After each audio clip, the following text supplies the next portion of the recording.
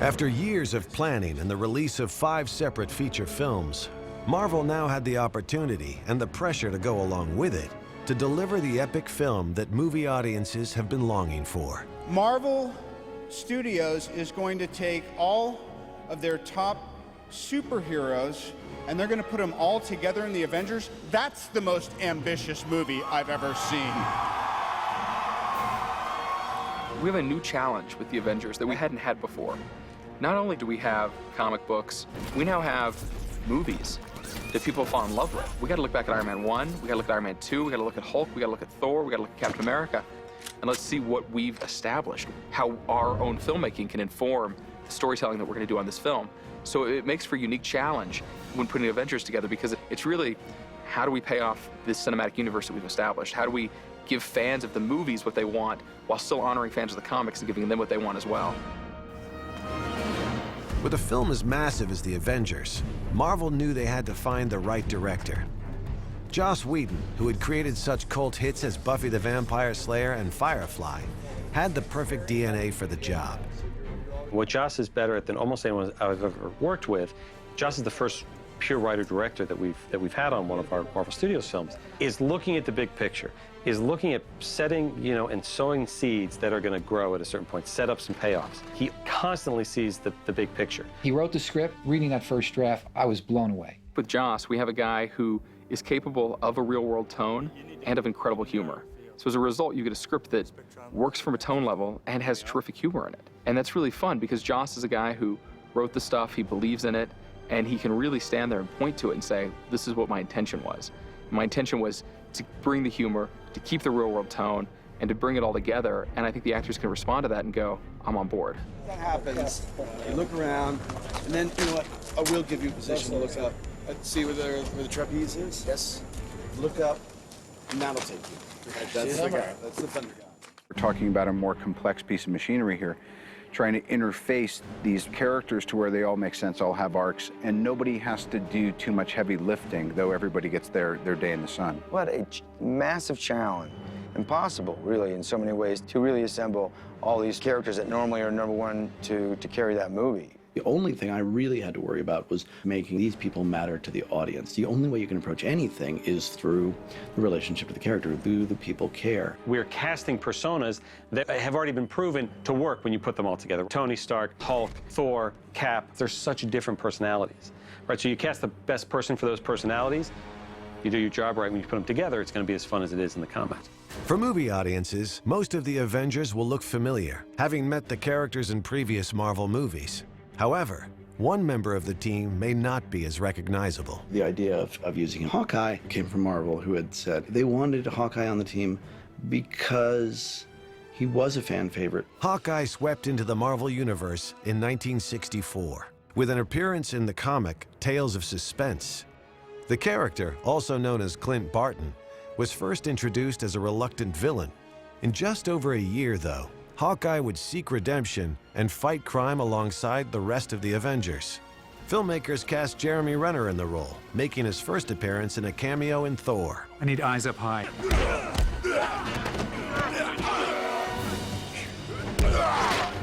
You want me to slow him down, sir? Or are you sending in more guys for him to beat up?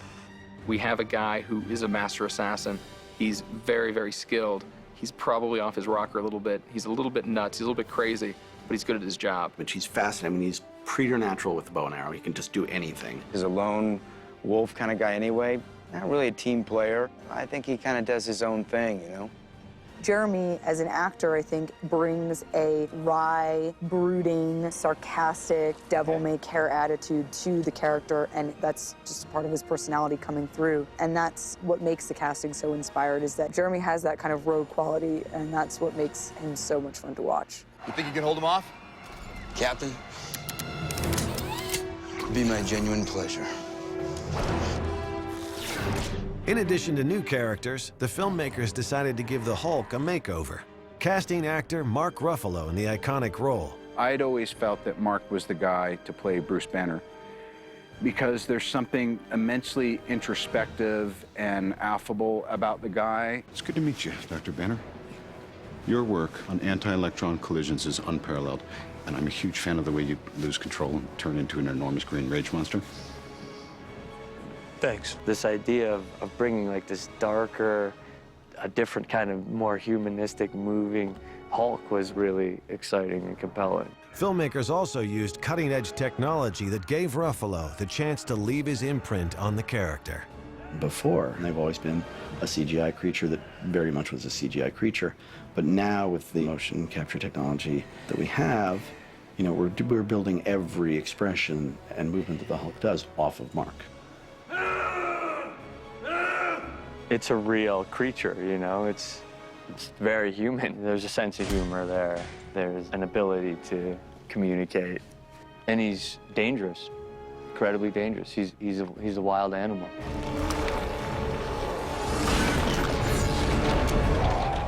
And the Hulk wasn't the only hero getting a new look. We weren't looking to do like X-Men, solidifying them through certain design choices to feel as a unified team. They're not a unified team for much of the film. That's kind of the point of the Avengers. You know, we did do things like decide, you know what, when Thor's on the helicarrier and when he's standing next to people that are relatively in normal costumes, we're going to take off his cape, we're going to take off his sleeves, we're going to take off his outer armor point. So he's still very much this Asgardian god standing amongst them, but isn't, you know, standing over them like a statue. No one told me it wasn't a fancy dress. This is embarrassing. When I first met Joss about the film, he goes, there's a couple of things I want to change. I want to make the hammer big, just like 10-15%. So the hammer's bigger. It's a slightly different design. I think it looks prettier. It's, well, pretty is the wrong word. It looks, no, it looks, there's a bit of class to it, you know? There is. It's not quite as rugged as the other one. These guys come from legend. They're basically gods. There's only one god, ma'am. And I'm pretty sure he doesn't dress like that. Bringing Captain America into the modern day, he's going to have a new suit, a new outfit that S.H.I.E.L.D. has designed for him. Clearly, S.H.I.E.L.D. loved this notion of having Captain America back, and they wanted a big, bright red, white, and blue costume to go along with it.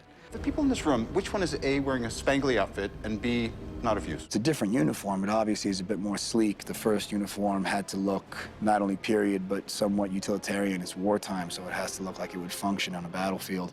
This one just looks a little bit more modern and slick, and it's, on a personal level, it's incredibly more mobile. It's, you know, it's much nicer to get in and out of. And Iron Man, of course, working on his suits, that color scheme is pretty well defined by now. His suit always evolves. He's always upgrading it. He's always coming up with new ideas and new gadgets for it. And everybody knows what color Hulk is. So we're not messing with that formula. We're taking the formula, which has worked for so long in one medium, and trying to do as good a job as possible bringing up to that big silver screen. The thing about the Avengers is it's a story of people who really have no business being in the same movie. Sort of the glory of the Avengers is the dissonance you get between the Hulk and Thor and Captain America and Iron Man and Black Widow and Hawkeye. These guys are going to come up against each other. They're not going to get along. And when you don't get along with the Hulk, you don't usually talk it out. It's dangerous.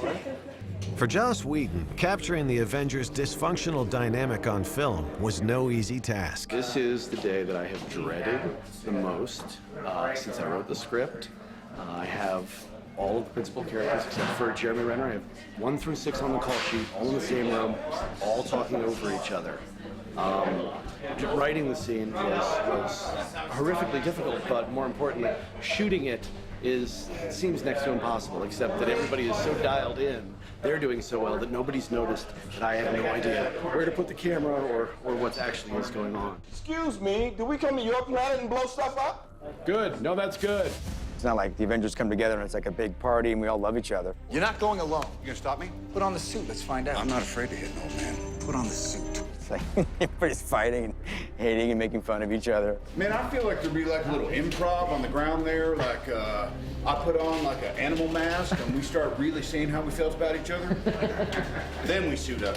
It's like the most dysfunctional family you'd ever meet. They come into this group and think, we don't fit together, you know? You have all of these different egos and personalities trying to come together to serve something greater than ourselves.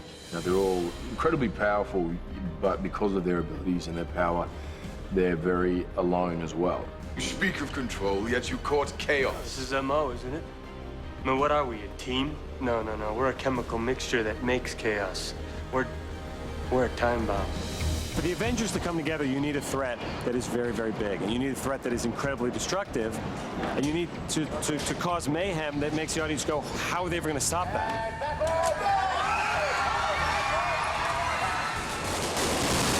Today we blew up the whole world. I don't remember writing anything quite as big as what we just shot. I don't think anybody's left alive, including the Avengers, so that might turn out to be a problem later on.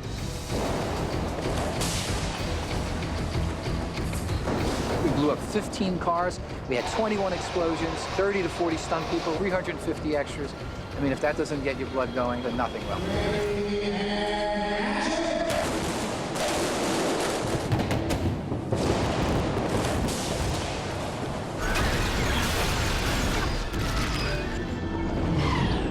You seeing this?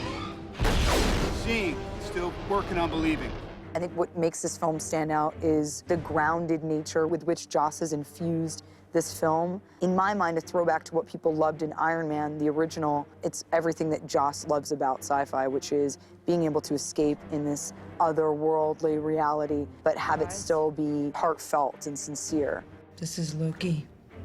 This is monsters and magic and nothing we were ever trained for. There is a lot of depth to this movie, but it's such a historic story of like coming together and like fighting the bad guy. What are you asking me to do? I'm asking, what are you prepared to do? It looks awesome. Yes, superheroes flying through buildings and risk factor goes up. So to see the Avengers battling it out in the streets of New York is pretty epic. The power surrounding the cube is impenetrable. Thor's right. We got to deal with these guys. How do we do this? As a team. Marvel's The Avengers premiered on April 11th, 2012. An intense journey was about to pay off. The movie's finished. People are about to see the movie. What started as Stan Lee, 50 years ago, 45 years ago, coming with this idea to put all the heroes in one story, and what continued about 6 or 7 years ago with 3 or 4 of us in a room saying, wouldn't it be cool if? And now here it is. It's pretty amazing. I remember when we were all huddled around an Italian dinner table waiting for the numbers to come in on the first Iron Man. And my take back in the day with John and with Kevin and Jeremy and everybody was always, well, let's see how far we can go with that. And then we had a bunch of fun doing the second one. And this time I feel like all 3 of the avenues that have been explored so far with Cap, Thor, and Tony have all worked in and of themselves separately. So that's more than enough to imagine that putting us together should be really exciting. Well, the real diehard fans, and like the Comic-Con folk and all that, of which I'm kind of one, honorary one, have been wondering and imagining if something like the Avengers would ever happen. So, they get their wish this year.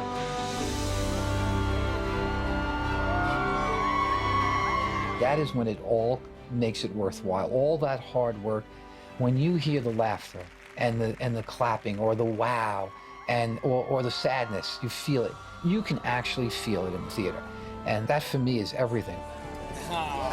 If we could create that for any generation or any kid when they go see that movie and you go, wow, that was cool. We really put a lot into this. We work really hard to give the audience the best experience possible. It's truly a remarkable feeling. The idea that these 6 years have all paid off and being here tonight on Hollywood Boulevard at the El Capitan with the entire cast of the Avengers, and we're finally making the movie and we're finally getting to show it to the world, the most exciting thing in the world. So it's been going on for 6 years now, obviously. We've got Iron Man 2, Thor, Captain America. These are all chapters in a book, in a kind of giant epic novel, pop culture mythology that's very American, very unusual, and this is where it all pays off. We're all just stewards of these characters, which is amazing. I wouldn't want to be doing anything else. This is the culmination of many, many years of work for us at Marvel Studios. But who knows what will happen, as we go off into the future.